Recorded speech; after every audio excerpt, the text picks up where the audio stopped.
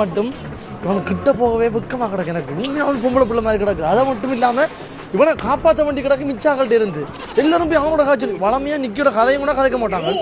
தயவு செய்து பிள்ளை செய்ய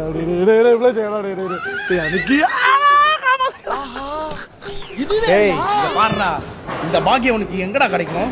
அப்படி ஒரு பாக்கியத்தை விட சாவடி பண்ணி எனக்கு கிட்ட நீ வந்தீங்கன்னா பத்தாத்துக்கு எல்லாரும் வந்து சொண்டத்தை பிடிச்சி பார்த்துட்டு போறாங்க. அதான் இன்னும் போய் இருக்கிறான். அதுதான்டா இந்த உலகத்திலே வந்துட்டு விலை மதிப்புள்ள ஒரு விஷயம் என்னோட உதடு. அட மலக்குறங்க இப்போ எல்லாருக்கும் அதை பிடிச்சி போச்சு. எதுக்கும் போயில பார்த்து போ. ராம் சார் ப்ரொபோஸ் பண்றாரு. அந்த அப்பாயின்மெண்ட் கிடைச்சிச்சுடா. என்ன அப்பாயின்மெண்ட்? பாம்பேக்கு போற அப்பாயின்மெண்ட். உண்மையா பொம்பளை பிள்ளை இருக்காங்க. Okay love you. இந்த மாதிரி தான் எல்லாரையும் பயப்படுத்திட்டு இருக்கேன். யாராச்சும் என்கிட்ட வந்தாங்கன்னா லவ் யூன்னு சொல்லிட்டு அனுப்பிச்சிருவேன். இப்போ உங்களுக்கும் சொல்றேன் லவ் யூ.